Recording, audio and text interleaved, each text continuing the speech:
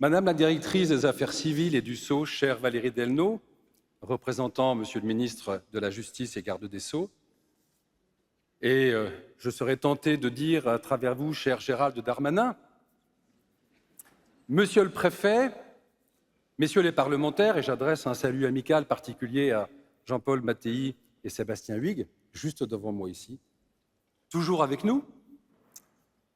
Mesdames et messieurs les hauts magistrats, toujours à nos côtés également, merci de votre fidélité. Mesdames et messieurs les hautes personnalités, et parmi les hautes personnalités, Monsieur le Président du 121e Congrès des notaires de France, cher Jean, Mesdames et messieurs les présidents, il y en a beaucoup ici, chers confrères, chères consoeurs et surtout chers amis. Donc nous voici réunis à Montpellier, nous l'avons entendu, ville de carrefour et d'influences mêlées.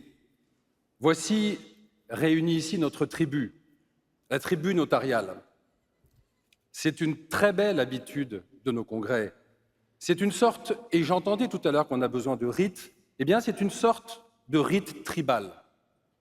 En tout cas, c'est un temps ensemble, une retrouvaille de plus de 3000 notaires qui viennent de l'ensemble de la France et de l'ensemble des territoires. C'est un temps aussi avec nos invités, nos partenaires, si nombreux, et merci à tous de votre fidélité. C'est un temps aussi, et vous l'avez vu tout à l'heure, avec nos amis et confrères des 34 délégations étrangères représentant une grande partie du notariat mondial qui comprend 92 pays dans le monde, regroupés au sein de l'Union internationale du notariat, dont je salue ici aussi le président, pour quelques jours encore, Lionel Galliez. Alors, je suis particulièrement heureux de me trouver à la place qui est la mienne aujourd'hui, dans cette ville de droit, aux côtés de cette magnifique équipe du 121e Congrès, conduite par Jean Gasté et Stéphane David, que je veux, au nom du notariat français, remercier particulièrement pour la très grande qualité de vos travaux. Merci à vous.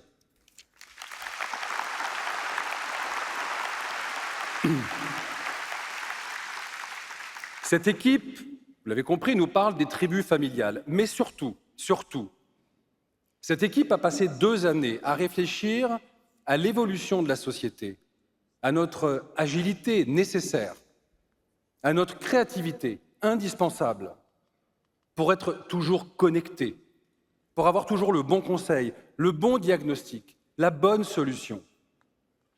Cette capacité que nous avons à observer, à inventer et à créer dans la passion du droit pour mieux servir me réjouit absolument. Et c'est l'occasion pour moi d'invoquer, si vous me le permettez, en amitié, le souvenir d'un précédent congrès, celui d'une autre magnifique équipe, naturellement, réunie en 2012, dans ce même lieu, à cette même date. Une équipe dont je faisais partie avec tellement de bonheur et qui, sous la formidable direction de Philippe Potentier, que je salue également, avait pour thème, et Jean, tu l'as rappelé tout à l'heure, la transmission. Et là encore, nous réfléchissions à l'avenir de la société et à l'impact que ça peut avoir dans nos vies de juristes. Nous savons tous ce que notre profession doit à ces équipes qui se succèdent et qui offrent au notariat de France un rayonnement, un élan particulier, et je dirais un supplément d'âme et d'esprit. Mais mon plus grand plaisir, peut-être, Madame la directrice, c'est d'être aujourd'hui à cette place qui est la mienne, pour vous présenter, ici réunis, cette tribu, la tribu des notaires de France. Vous les connaissez déjà, et j'espère avoir l'occasion de présenter les notaires de France à notre futur ministre, peut-être ex-ancien ministre, en tout cas j'espère le plus rapidement possible. Cette profession, vous la connaissez, profession presque millénaire, 100 fois renouvelée, souvent bousculée, parfois même inquiétée, mais toujours en mouvement. Toujours en mouvement. Et savez-vous pourquoi nous sommes toujours en mouvement? Mais parce que nous sommes sur le terrain, partout en France, au cœur des cités, dans les villes, dans les villages, dans les campagnes, dans les banlieues, en outre-mer, en métropole, partout, nous sommes là où sont les Français. Nous sommes là où s'expriment les besoins des Français. Et les besoins des Français changent. Et donc, nous nous adaptons toujours pour eux, avec eux, à travers eux. Nous sommes une profession en mouvement dans une société en mouvement. Et aujourd'hui, singulièrement, nous sommes témoins de cette société française traversée par l'inquiétude et le doute, une société qui se fracture et qui avance divisée vers un avenir complexe et inquiétant. Notre formidable raison d'être, adoptée à l'occasion d'un congrès en 2021, proclame que sous le sceau de l'État, nous agissons pour la paix au cœur de la société. Eh bien oui, c'est notre fierté et c'est notre ambition. Être garant d'une part d'humanité dans une société qui en a tellement besoin. Celui qui est devenu le président de la Cour européenne des droits de l'homme, le conseiller d'État, Mathias Guillomard, nous a dit un jour « Vous êtes finalement le dernier visage aimable de l'État. » Eh bien, d'accord. Nous sommes là pour ça.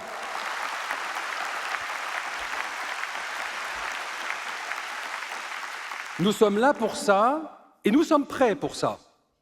Nous sommes prêts car nous nous sommes transformés. Et nous nous étant transformés, nous avons une ambition renouvelée pour affronter les défis de cette société nouvelle qui se construit. Mais nous avons besoin de l'État. Nous avons besoin de l'État pour conduire cette ambition en confiance, au service d'un avenir commun, celui de notre nation.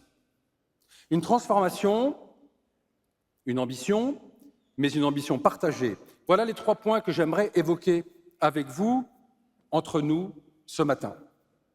Quelle transformation! Nous clôturons en 2025 un cycle de 10 ans de transformation probablement sans précédent dans notre histoire notariale française, pourtant riche en évolution.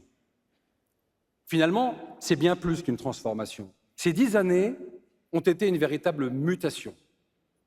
Et il est bon de se retourner pour contempler l'œuvre accomplie. Nous avons su, par volonté politique, par conviction, par engagement, avec clairvoyance, résolution, avec courage parfois, nous avons su toujours nous mettre en bonne position pour être plus utiles à la société que nous servons, toujours en mouvement. Cette mutation, elle est d'abord en nous, dans la population notariale, dans sa composition, dans sa sociologie.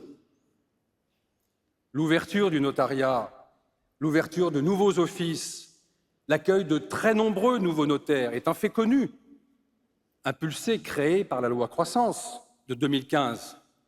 Impulsé. Mais encore fallait-il réussir cette ouverture. Encore fallait-il intégrer 78% de nouveaux notaires en 10 ans. Encore fallait-il les accueillir. Encore fallait-il nous organiser et comprendre les aspirations nouvelles. Mais qui a fait cela? Qui a réussi cela? C'est nous, c'est nous. Cette réussite, c'est notre œuvre.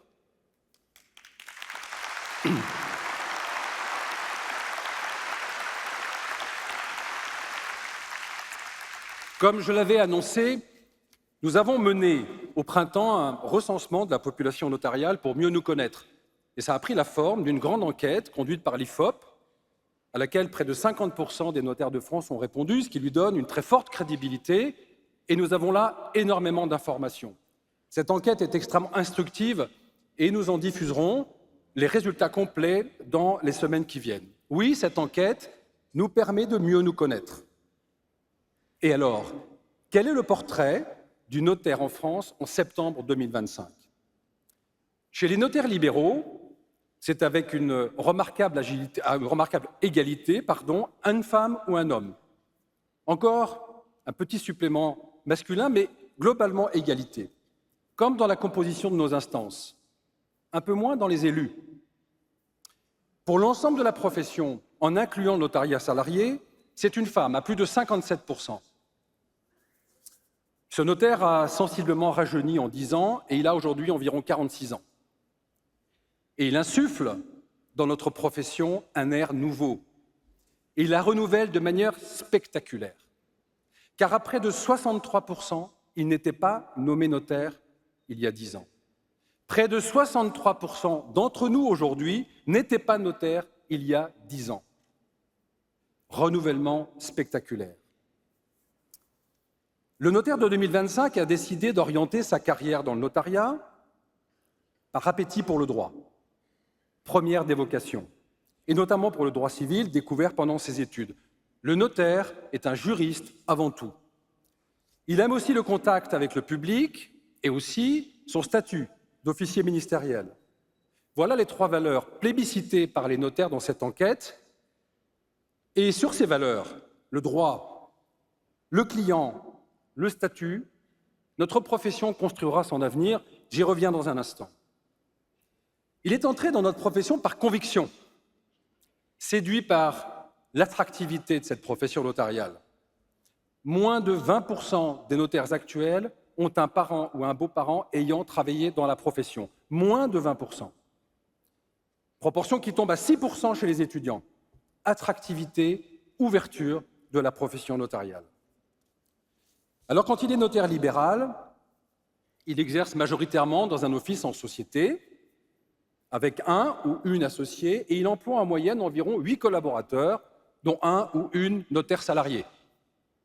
Eh bien, c'est cela, le notariat français. Une multitude de petites entreprises et une magnifique capacité d'emploi de collaborateurs. À 53%, il est notaire dans une ville de plus de 100 000 habitants, grande ville. Mais à 16%, il exerce en zone rurale ou dans des communes de moins de 5 000 habitants. Il affirme, toujours selon cette enquête IFOP, une volonté forte de développer son office. Le notaire de 2025 est un volontariste, investi et motivé. Il juge d'ailleurs très positivement la transition numérique de son office et de la profession notariale dans son ensemble. Mais il a du mal. Il trouve que c'est difficile. Et il s'inquiète. Il s'inquiète notamment du rythme de création excessif des offices qui, en fait, masquerait une baisse programmée de son modèle économique. Nous y reviendrons. Mais, chers amis, le notaire en 2025 est heureux d'exercer sa profession. Il travaille beaucoup trop, il travaille trop, mais il aime sa profession. Et il est fier d'appartenir à la profession, et même très fier. Nous sommes très fiers d'exercer la profession notariale à plus de 91% des notaires interrogés. Oui, il y a encore, après 10 ans d'ouverture, d'une telle ampleur, une vraie identité notariale, une vraie tribu, et c'est une réussite. Bravo à nous tous d'avoir réussi cela.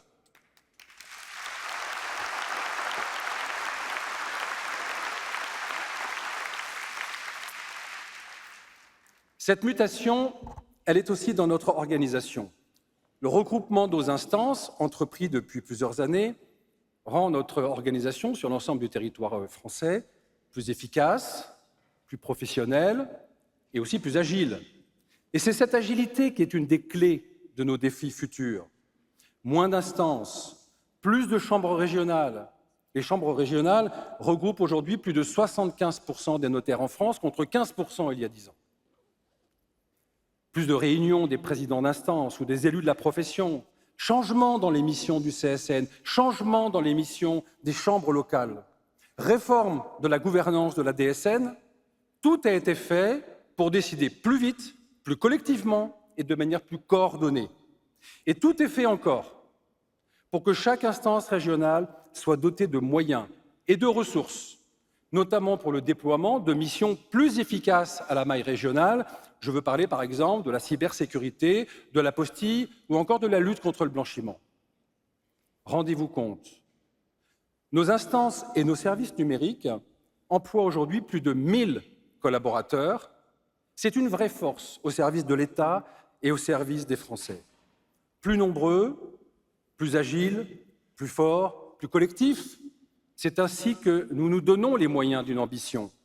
Et je veux remercier ici tous les élus de notre profession qui, pendant ces années-là, et notamment mes prédécesseurs, mais aussi tous les autres, dans les instances, tous ceux qui se sont engagés et qui ont conduit notre profession, sur la voie du changement avec clairvoyance et résolution. Merci à eux tous.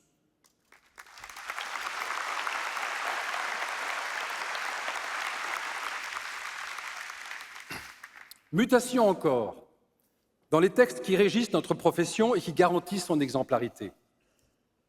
Déontologie, règlement professionnel, discipline, inspection, lutte contre le blanchiment, tout a été repensé, tout a été réorganisé, adapté, renforcé, tout. Parce que nous sommes plus nombreux et parce que cette exemplarité est le socle de notre développement. Ces réformes étaient indispensables, elles ont été déployées, elles ont été acceptées, et je dis bravo à tous les notaires au quotidien de leur office pour avoir compris cela. Mutation toujours dans notre formation professionnelle. La grande réforme de notre école du notariat et des programmes de formation s'est achevée avec le dernier décret du 30 décembre 2024. Et cette réforme maintenant se déploie. Chaque année, plus de 3 500 élèves sont formés par notre profession pour intégrer nos offices, dans des emplois eux-mêmes souvent en voie de mutation. Notre école est réorganisée, nos programmes sont refondus, avec toujours cette exigence qui caractérise un diplôme universitaire de haut niveau. Nous avons pour notre avenir, pour notre jeunesse, pour notre développement, une école d'excellence. Alors je veux dire ici toute notre gratitude à tous les acteurs de cette importante et difficile réforme. Nous avons su ensemble vaincre les obstacles propres à toute réforme d'envergure. Je veux en premier lieu remercier la direction des affaires civiles pour sa conduite attentive de ce projet, son écoute et sa collaboration.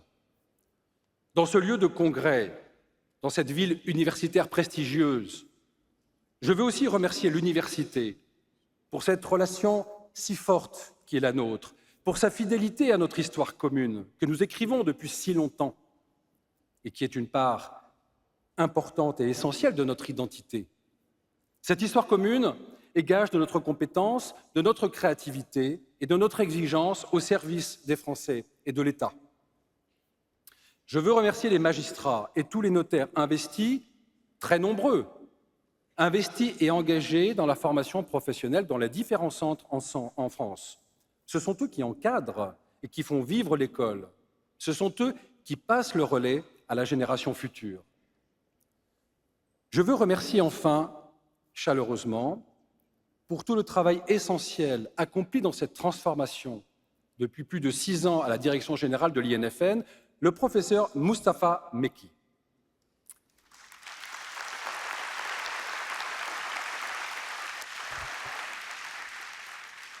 Et je souhaite le meilleur à son successeur, Sébastien Guizabo.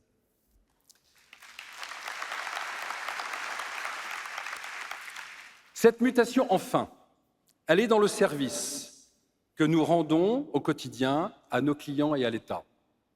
C'est une mutation technologique qui va se poursuivre et qui va encore nourrir nos ambitions, j'y reviens dans un instant. Et cette mutation, nous l'opérons depuis plus de 20 ans, avec l'invention de l'acte authentique électronique, naturellement, et la conception de Planète, plateforme dématérialisée d'échange avec l'État. Innover, proposer une combinaison heureuse de sécurité et d'efficacité, là est la marque de fabrique de notre profession. Mais tout s'est accéléré. Covid, confinement, télétravail, attaque cyber en 2023, développement du concept d'open data, tout s'est accéléré. Alors, nous avons accéléré notre innovation et nous avons développé l'acte à distance, puis la comparution même du client à distance. Alors, nous avons aussi imaginé des solutions nouvelles, échange de documents sécurisés, espace documentaire et j'en passe. Nous avons accéléré. En 10 ans, les actes stockés au MICEN sont passés de 2 millions à plus de 37 millions d'actes aujourd'hui. Plus de 37 millions d'actes contre 2 millions il y a encore 10 ans. Nous avons aussi investi, recruté beaucoup dans les offices, dans les instances, à la DSN. En 10 ans, les effectifs de la DSN sont passés de 250 à plus de 530. Nous avons accéléré pour réinventer sans cesse et rendre notre service public plus utile, plus efficace et plus performant, nous avons finalement accéléré pour mieux servir l'État et les Français. Mais tout n'est pas mutation dans le service notarial. Et je veux parler ici de ce qui est essentiel à nos concitoyens, à nos clients, et nous le savons au quotidien. Je veux parler de la présence, d'une proximité, un visage, comme je disais tout à l'heure. Je le dis parce que, dans un monde d'intelligence de tous ordres, il y aurait une mutation qui serait malheureuse. Oublier la part d'humanité sans laquelle aucune société, aucun progrès de l'homme n'est possible. L'excellence technologique, l'innovation, l'intelligence, tout cela ne marche pas. Je veux dire, ne marche pas en profondeur dans le lien social, sans un accompagnement de proximité. C'est ainsi qu'il est possible de vivre ensemble. Et c'est ce que nous faisons. Et nous avons entendu les annonces du nouveau Premier ministre qui a promis des services de santé à moins de 30 minutes de chaque Français. Eh bien, c'est ce que fait le service public notarial depuis longtemps. Savez-vous que seulement 12 000 Français habitent à plus de 20 km d'un office ou d'un bureau annexe? Seulement 12 000 Français. Qui fait mieux en France en 2025? Personne.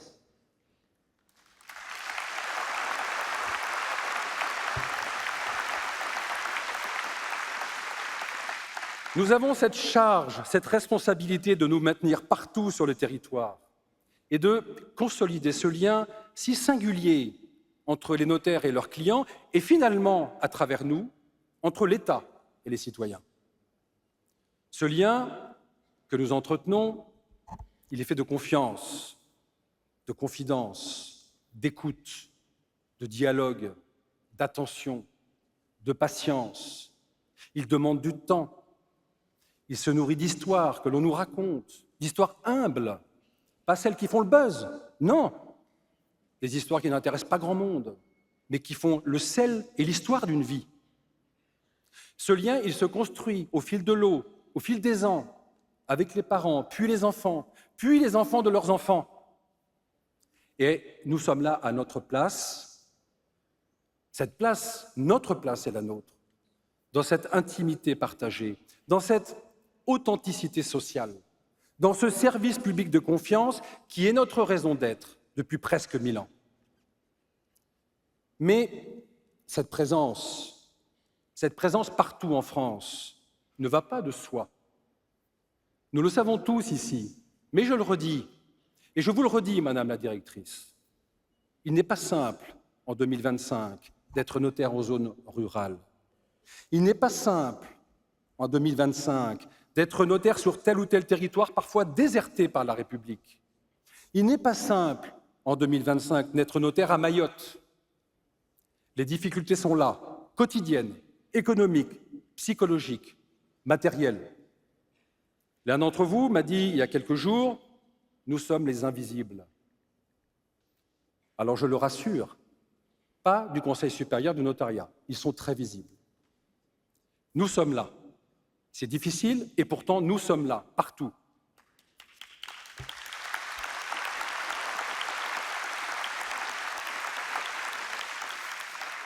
Et pourtant, en 2016, on a cru juste d'inventer un plafonnement de notre tarif pour les petites transactions.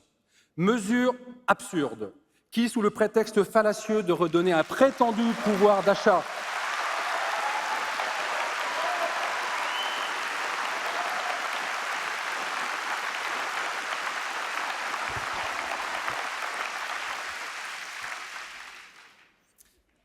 J'en étais sûr. Je finis ma phrase. Mesure absurde qui, sous le prétexte absurde, effectivement, de redonner un prétendu pouvoir d'achat aux Français, détruit chez ceux qui les servent des emplois, des vocations et même des offices. Et pourtant, nous sommes là, encore. C'est notre maillage, c'est ce lien social que nous préservons à force de volontarisme, d'action politique et de solidarité. Alors je dis merci à tous nos confrères et consoeurs de se maintenir parfois dans l'adversité et de maintenir le service public notarial partout sur le territoire.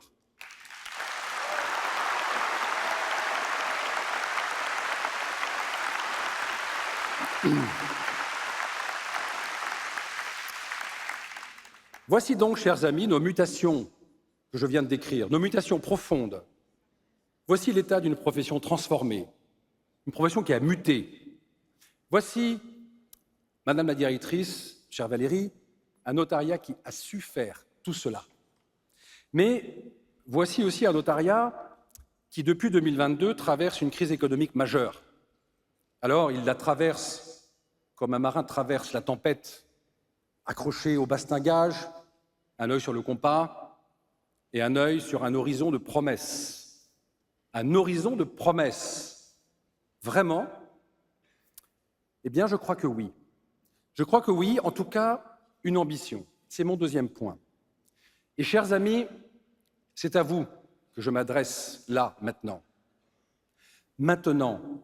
Maintenant que nous avons achevé ce cycle de transformation, quelle est notre ambition? Quelle est notre proposition? La proposition que je fais devant vous tient en 3 mots. Service, sécurité, investissement. Le service, c'est d'abord celui que nous devons à tous nos concitoyens. Je l'ai dit tout à l'heure, notre force vient de notre présence sur le terrain, de la confiance de nos clients, particuliers, professionnels, collectivités. Eh bien, c'est aussi notre avenir, naturellement. Et dans un monde plus rapide, bouleversé par les réseaux sociaux et l'intelligence artificielle, c'est une vraie proposition. Être là, à disposition. Dans un monde plus changeant, plus complexe, plus versatile, c'est une vraie utilité. Être plus accueillant encore, plus à l'écoute, plus expert, plus attentif.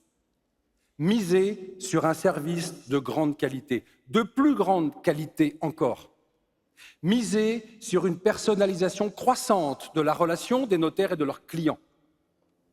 Croissante dans la personnalisation avec nécessité de comprendre leurs besoins et nécessité d'adapter les outils et les solutions à leur disposition. C'est cela, notre voie étroite. Être disponible, être expert et attentif dans un monde de technologie et de profusion. Le service, ce sont aussi les missions, naturellement, que l'État nous confie dans ce grand mouvement de réorganisation des missions de justice et du droit en cours, en France et partout dans le monde d'ailleurs. Ces missions, nous continuerons à les remplir avec conscience et responsabilité. Hier, l'apostille. Aujourd'hui, une réflexion en cours sur le partage judiciaire avec un rôle plus important pour le notaire. Demain, les adoptions ou la gestion peut-être des successions vacantes. Que sais-je? Madame la directrice, nous sommes à votre service. Le service, enfin, c'est le travail commun que nous menons au quotidien avec l'État, et notamment la direction des finances publiques, pour améliorer et rendre plus efficace le fonctionnement des finances publiques. Et nous n'oublions pas qu'avec plus de 30 milliards d'euros de collecte annuelle, soit près de 40% de l'impôt sur le revenu, nous avons notre part dans cette grande cause nationale qu'est le remboursement de la dette de l'État. Nous sommes et nous serons toujours plus une profession de droit et de service. La sécurité, deuxième point. Nous sommes habitués à parler de sécurité juridique, bien sûr. L'authenticité, c'est-à-dire notre engagement personnel par délégation de l'État sur des conventions entre particuliers est central dans l'organisation de notre société fondée sur le droit et la liberté. L'authenticité, c'est la sécurité juridique confiée à des professionnels qui doivent la déployer et la mettre à disposition de tous. Mais cela ne suffit pas. Cela ne suffit plus. Le périmètre de la sécurité contractuelle s'est élargi. S'ajoute désormais, et pour former un tout unique dans notre quotidien de notaire, la sécurité des flux financiers, la garantie de confidentialité, la préservation des données, la lutte contre les faux et les attaques cyber, la sécurité fiscale, la sécurité environnementale. Ainsi s'étend et se transforme notre mission, accompagner l'émergence d'une authenticité renouvelée, plus vaste, boostée par son cortège indissociable de garanties non strictement juridiques, mais non accessoires. Chers confrères, chers amis, ce qui se joue là était essentiel et nous devons poursuivre dans cette voie. Apporter à nos clients et à l'État une garantie de sécurité dans toutes ses déclinaisons, sous toutes ses formes. Nous y reviendrons lors d'un prochain colloque sur l'authenticité qui se tiendra le 3 décembre prochain. Et nous avons les moyens de cette ambition de sécurité. Formation, expertise, équipement, habitude de vigilance, organisation, technologie évidemment. Et c'est pour cette raison que nous défendons avec acharnement la souveraineté dans notre développement numérique. Et c'est pour cette raison que l'État a accepté de modifier le décret de 1971 pour donner au seul CSN la capacité d'établir l'identification des clients dans la comparution à distance. Nous avons été compris sur ce point, soyez-en remerciés.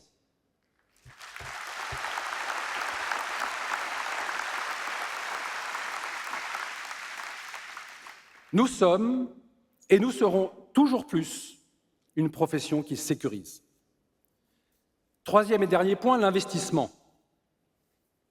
Pour une meilleure sécurité, pour un meilleur service, il nous faut investir. Investir dans nos outils, les nôtres et ceux que nous mettons à disposition de l'État et que nous développons avec l'État. Investir dans nos offices. Alors je comprends, chers amis, que ce discours en période de crise économique peut vous sembler bien éloigné de vos préoccupations et de vos réalités quotidiennes. Mais c'est ce que fait le notariat depuis plus de 40 ans. Il y a eu le fichier centralisé, le MICEN, Planète, Réal, ANF, les DIA, la SAFER, l'apostille.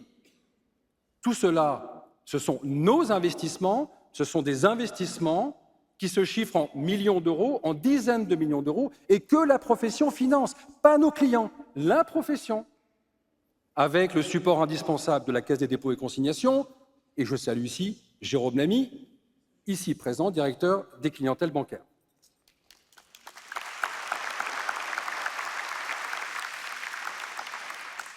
Chaque office aussi, bien entendu, affecte une partie significative de son résultat à ces investissements, notamment numériques, dont le budget est croissant dans les offices au quotidien.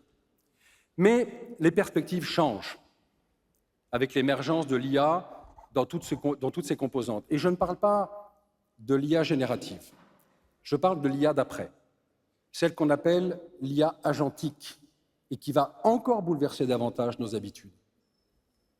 Notre plan stratégique, le plan stratégique numérique notarial que nous avons adopté en 2024 dans cette perspective, prévoit des investissements significatifs dans plusieurs directions, et notamment un portail d'accès sécurisé pour l'ensemble de nos clients, un répertoire électronique, une utilisation sécurisée de l'IA, c'est-à-dire compatible avec nos exigences de confidentialité, des outils souverains pour l'exploitation et la conservation des données de nos clients, et un plan de formation pour inclure l'ensemble des notaires de France et l'ensemble de leurs collaborateurs dans cette transformation numérique. Ce sont des investissements ambitieux. Et nous réalisons cette année une opération patrimoniale importante dont vous avez été informés par mes soins, opération qui recompose le capital d'Unofi et qui ouvre un nouveau chapitre de développement avec les notaires, avec le notariat, pour cette magnifique entreprise créée par la profession pour ses clients il y a plus de 40 ans. Nouveau chapitre avec de nouveaux partenaires dont je salue ici les dirigeants, Malakoff et Humanis à la France Mutualiste, représentés ici par Thomas Saunier et Isabelle Lebotte. Merci d'être venus à la rencontre des notaires, vos nouveaux partenaires.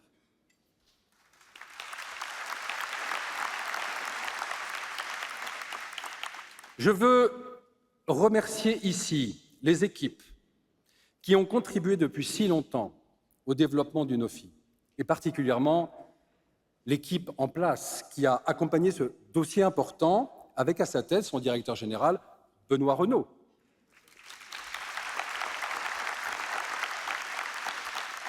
Je veux remercier aussi ceux qui ont accompagné son développement jusqu'à aujourd'hui avec une parfaite compréhension et une parfaite acceptation de nos spécificités notariales, accompagnement avec fidélité et amitié.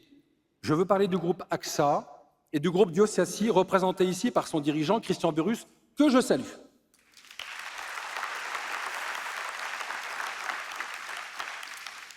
Cette opération nous donne les moyens de nos ambitions. Et nous sommes donc, et nous serons toujours plus, une profession qui bâtit et qui investit pour l'amélioration du service notarial. Oui, chers amis, nous avons cette ambition d'être une profession responsable qui construit elle-même son avenir pour nos clients et pour l'État. Car nous croyons toujours plus à la pertinence d'une profession indépendante et réglementée qui tiendra toujours mieux que l'État cette promesse pour les particuliers de services et de sécurité. Mais alors l'État, justement, l'État, quelle est son ambition pour notre profession? C'est mon dernier point. Nous avons signé avec l'État une convention d'objectifs, vous l'avez vu, pour les 4 années prochaines. Le garde des Sceaux, Gérald Darmanin, a fait le déplacement chez nous pour cette signature, au lieu de la signer, comme cela aurait été l'usage, de la faire signer par ses services, ou par l'intermédiaire de ses services. C'est une vraie marque de confiance. Dans son agenda, vous savez, c'est peut-être un détail, mais pour nous, ça veut dire beaucoup. Je lui ai dit, et je l'ai remercié pour cette confiance, et je sais que nous pouvons travailler sereinement. Et c'est l'occasion ici pour moi de souligner le travail remarquable de la Direction des Affaires civiles et du Sceau, et ce n'est pas parce que vous êtes là, Madame la Directrice, que je le dis, le travail remarquable de la Direction des Affaires civiles et du Sceau sous la direction de Valérie Delneau. Madame la Directrice, chère Valérie, nous travaillons avec votre équipe et avec vous, avec intelligence, compréhension mutuelle et en confiance. Et je veux que l'ensemble des notaires de France le sachent et vous en remercie.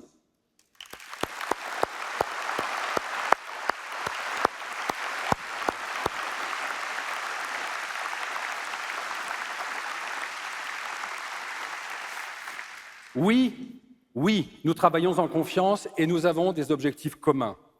Mais au-delà de cela, partagez-vous l'ambition que je viens de décrire pour notre profession? Partagez-vous cette ambition d'une profession de service qui sécurise et qui investit? Et dans ce cas, pourrez-vous soutenir cette ambition, alors qu'il est évident qu'elle n'est pas partagée par tout le monde, dans le monde politique ou économique et au sein même de l'État? Madame la Directrice, c'est notre question de confiance. Voudrez-vous, pourrez-vous nous soutenir dans cette ambition? Alors, il faut écouter ceci. Nous ne voulons pas d'une profession rognée. Nous ne voulons pas d'une profession bridée. Nous ne voulons pas d'une profession étouffée. Madame la Directrice, chère Valérie, permettez-moi d'insister. Au-delà d'une profession que je défends avec fierté, je défends surtout une ambition, mais une ambition commune, une ambition pour l'État, pour les citoyens, pour vous, pour nous, pour tout le monde. Et une profession rognée, Madame la Directrice, ce serait le cas si les chantres d'une authenticité étriquée prospéraient. Je parle de ceux qui ne comprennent pas l'acte authentique et qui pensent qu'il aurait perdu de sa valeur avec l'IA, alors que c'est exactement le contraire. Je parle de ceux qui confondent authenticité et légalisation et qui ne comprennent pas qu'un acte n'est que le produit fini d'un processus exigeant d'écoute et d'analyse. Je parle de ceux qui n'ont pas encore compris en 2025 que le consentement libre, éclairé, accompagné est au cœur de la société, ou alors qui n'en tirent pas les conséquences, car l'authenticité est garante de cela. Je parle de ceux qui voudraient cantonner l'authenticité à certains actes, alors qu'elle se déploie dans un espace de liberté pour toutes les conventions privées et que son périmètre est sans limite, dès lors que les clients voudraient librement bénéficier de ces garanties. Et ils le veulent. Réduire le périmètre de l'authenticité, c'est ne rien comprendre aux enjeux de la société de demain.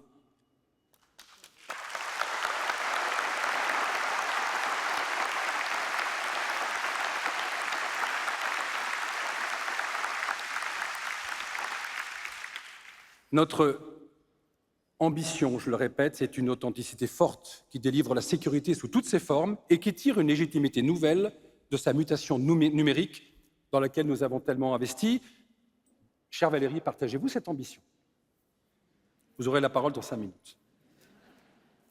Une profession rognée, Madame la Directrice, Ce serait le cas si ceux qui prétendent inscrire notre tarif dans une baisse continue gagnaient la partie qu'ils ont engagée. Je parle de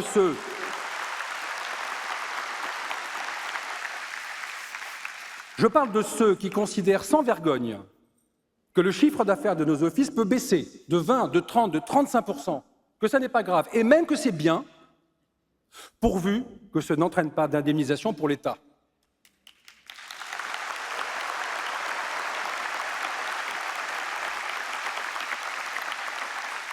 Je parle de ceux qui réclament une réduction de nos marges, sous le prétexte dogmatique d'une prétendue, encore une fois, réduction des rentes, et qui ne raisonnent qu'avec des tableurs Excel et des courbes de Gauss.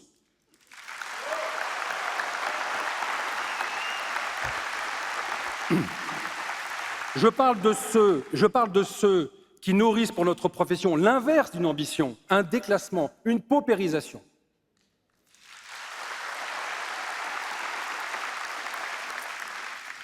Connaissez-vous, Madame la directrice, beaucoup de professionnels libéraux, même réglementés, qui accepteraient comme projet d'avenir une réduction de 35% de leur chiffre d'affaires et un plafonnement des marges à 20%? Pas nous. Pas nous. Car alors, qui porterait l'ambition d'une profession de service performante et efficace avec cette perspective? Qui accepterait une responsabilité personnelle avec cette perspective? Qui embaucherait avec cette perspective? Qui investirait dans les outils de demain indispensables, et notamment ceux que nous développons avec l'État dans cette perspective? L'État? En tout cas, pas nous.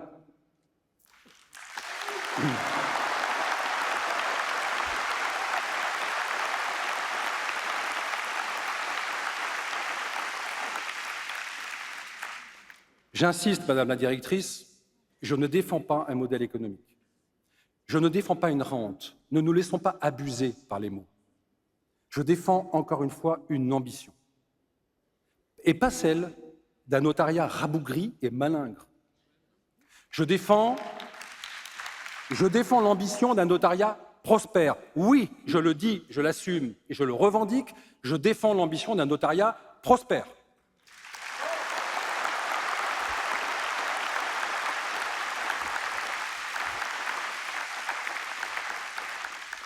Prospère, parce que c'est ainsi que seront garanties son indépendance, sa capacité d'innovation et d'investissement et son exemplarité. Prospère aussi, parce qu'un entrepreneur libéral, fût-il officier public, a le droit d'être prospère en rémunération de ses 60 heures minimum de travail hebdomadaire.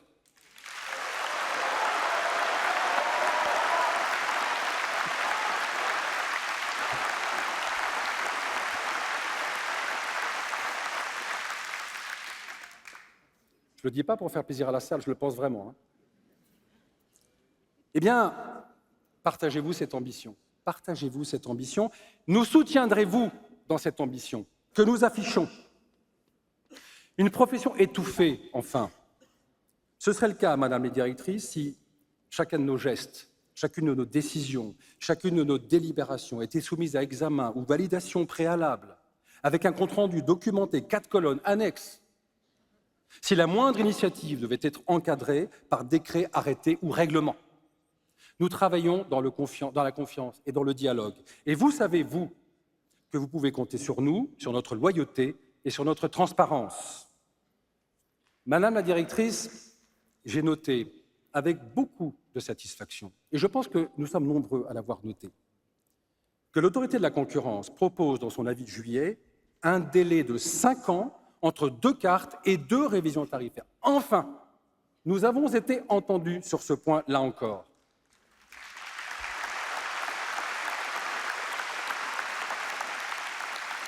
Nous allons pouvoir respirer et nous projeter avec un peu plus de sérénité.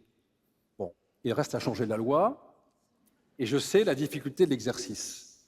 Je sais aussi que vous avez commandé le rapport d'inspection générale et que vous les attendez.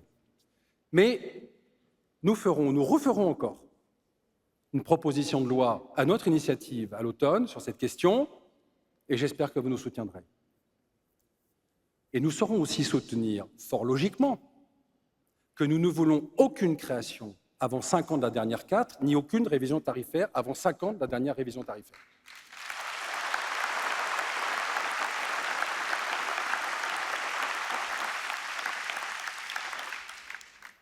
et j'espère que vous nous soutiendrez.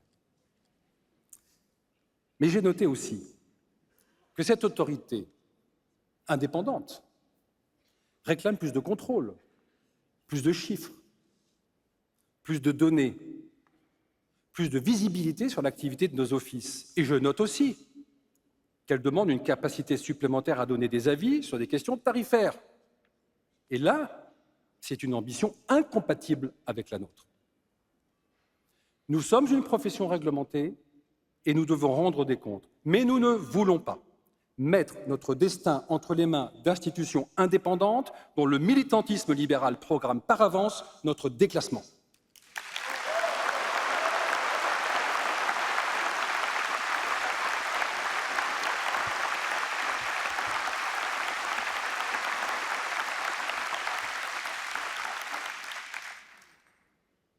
C'est à vous que nous devons rendre des comptes, et naturellement, nous rendrons des comptes à la Direction des Affaires civiles et du Sceau et au ministère de la Justice. Alors, je vous fais une proposition. Prenons l'initiative d'un observatoire de notre profession. Cet observatoire vous permettrait, dans un cadre défini, apaisé et contradictoire, de collecter des données pour mieux observer notre évolution. Je dis bien sous votre contrôle, sous le contrôle de l'État. Voilà, Madame la Directrice, voilà, chers amis, j'ai voulu, ici à Montpellier, porter le constat d'une mutation, la nôtre, et celle d'une ambition, la nôtre. Je crois que nous tous, les notaires de France, partageons cette ambition. Une folle espérance. Elle est violente, cette folle espérance. Vous connaissez la chanson. Mais j'ai voulu la proclamer, c'est-à-dire affirmer publiquement que nous tiendrons ce cap et que nous avançons.